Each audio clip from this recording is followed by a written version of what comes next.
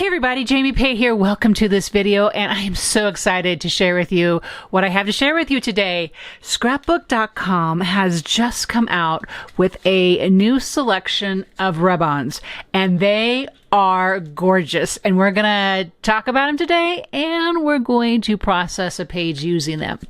Wild Blooms is one of them, and it is what it says. It's wild blooms. It's these fresh, delicate flowers, butterflies, hearts, leaves, you name it. It is gorgeous in pink and peaches and greens, and we're actually going to be playing with this one today. And then Cozy Autumn. I mean, that just speaks for itself, right? Cozy Autumn. I mean, what else do we need, right? Beautiful sentiments and great for cards, great title work going on here, plus some flowers and leaves and foliage as well. Now this one here, we're actually going to talk about this one in a moment.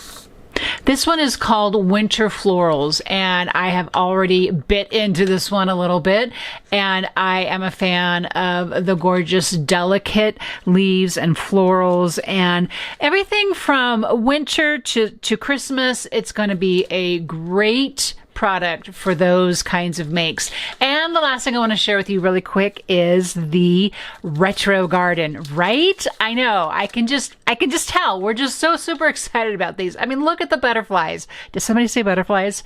And the hello and the sunshine and the flowers. This is going to be so much fun. Let me show you next what I did with this one.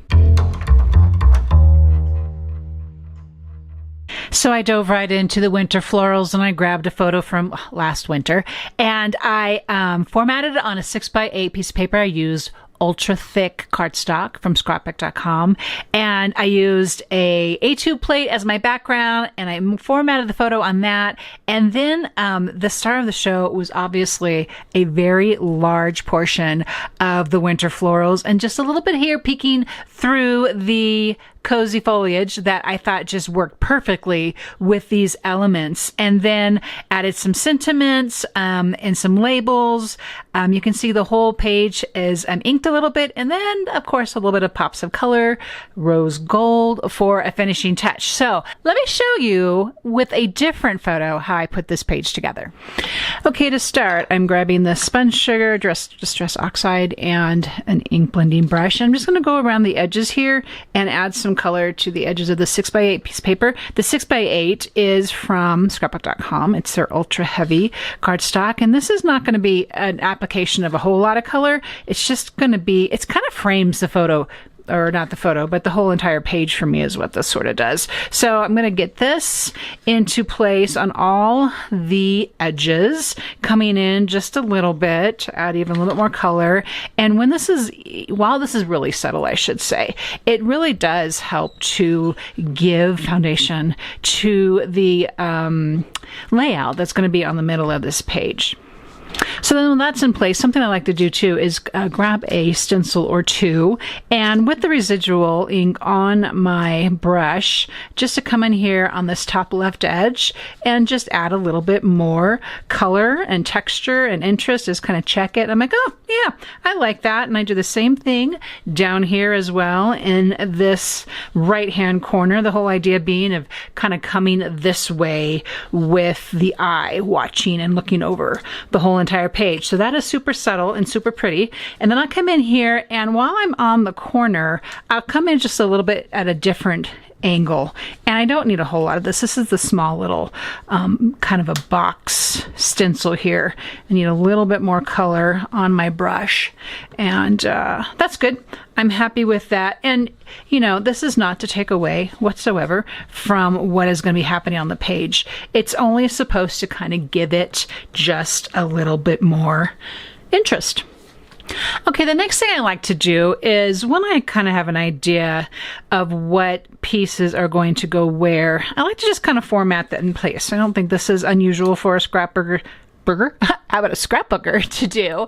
And what you see here is I have this honeycomb. It's a card plate, and I use some boho cardstock and just did a partial part. I love this for a background. It's just super ethereal, and especially playing with these rub-ons, it's just going to be really pretty when it all comes together. The other thing I've already done too, and if you follow me on my channel, you know this is something that I highly encourage, is I pre-cut and kind of have at the ready die cuts. And so I have some labels here, and I also like to just kind of pre-stamp sentiments. This is from the Word Fetty, the best day. And so these are kind of ready to go, whatever I decide on. And then, of course, cozy foliage is probably going to play nicely here with this page as well. And again, I'm going to do the same thing. I'm going to come from like up here and move things down here, but I'm not going to put these in place yet. Just kind of showing you that if you want to follow along, it's just terrific to have some pre-cut elements at the ready. So I'm going to be using the wild blooms here. And as I'm looking at these, I think what I want to do, there's this big oval here, but what I think I actually want to do with that is have it kind of framing in here on this side. And so let's take a look at that and see how that goes. So to get this ready, I think what I have decided upon is cutting up here to basically to this reddish orangish flower down to this orangish flower. And I'm going to go ahead and cut that and kind of put it in place and make sure I am good with that placement. So I'm going to go ahead and get this cut. Okay, so I just cut a section of this whole entire oval. Obviously, you can leave that as a whole, but if we cut it, we could still also come back in here and trim something else up and add it if we need to fill anything in, and we'll probably end up doing that before we get finished.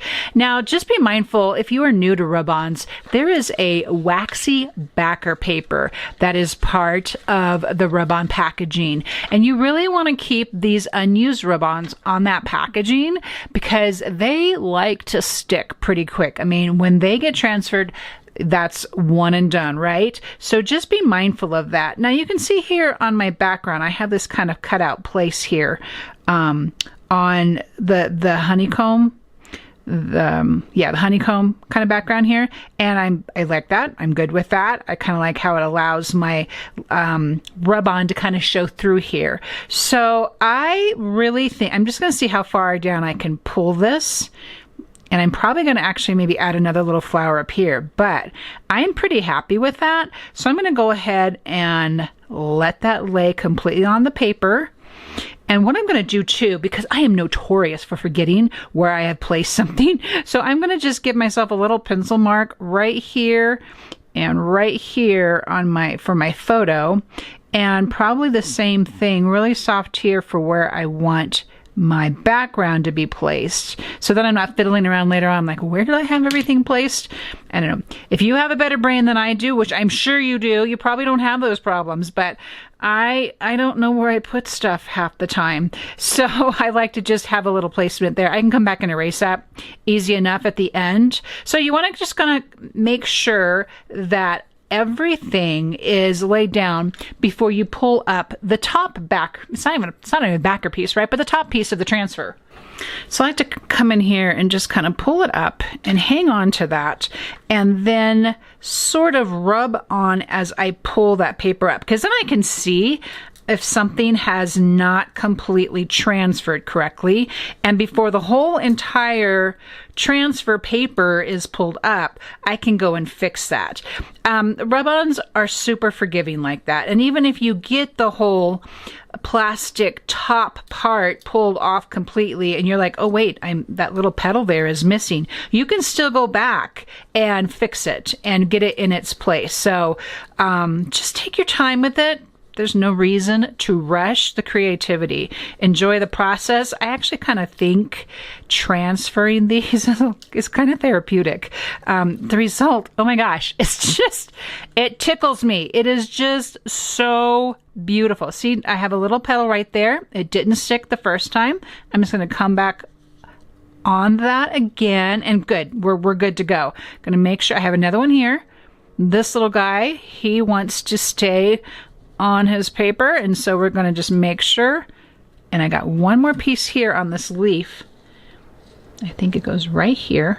I'm just going to go back. See, I completely removed it, but I can just put it right back and finish making sure that gets in place. Oh my goodness, you guys, look how gorgeous that pattern is. And then I know where this goes, right? I'm going to go ahead and get this in place. I'm going to do that by grabbing a piece of the 3/4 inch double-sided adhesive.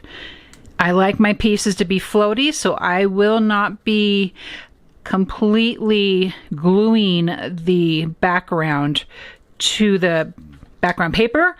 I just don't want it completely flat. And then what I like to do is just take another piece of scrap paper, put it on top of that, and that way the picture isn't actually attached to this uneven background, but it's going to be attached to that little adhesive space right there. And I can see now where I wanted that photo, and everything is in place perfectly now with the rub-ons. Do you think we should add something right there? I have actually this little loose flower, and I think the answer to that question is yes.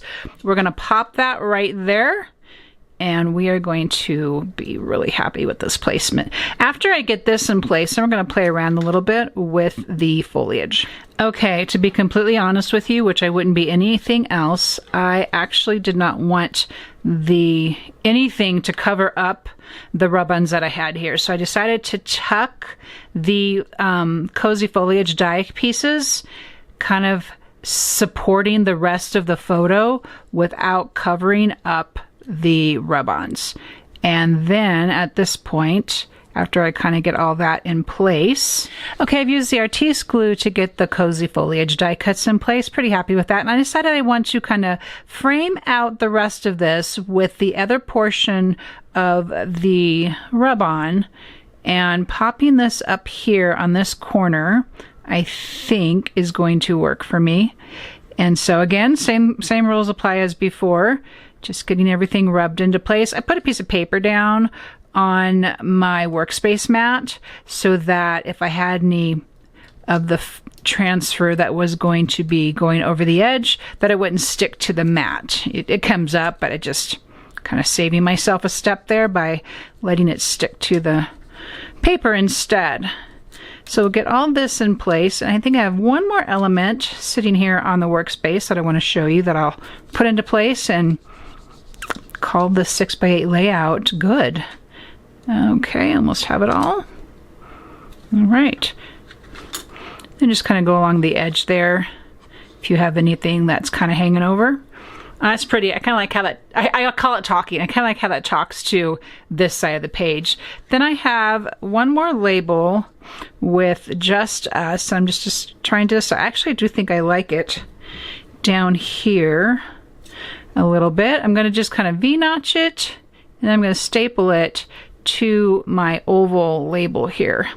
And all the papers used the boho collection. I thought that went beautiful with the Wild Blooms rub-ons. Trim this a little bit.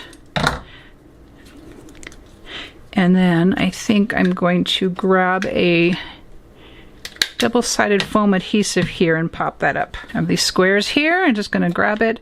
I'm going to pop this one up. Going to kind of give this a little bit of texture here on the page. I want this to sit here. This is a 6x8, so, and I'm going to be putting it in a larger album, so I can go over my page there a little bit. That's fine.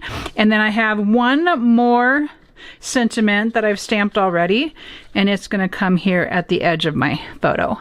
And that, my friends, is how we are using today these brand new gorgeous rub-ons from ScrapbookCom. So if you found value in this video today, please give it a thumbs up. You can find all of these supplies in the description section of this video, and I will see you in the next video.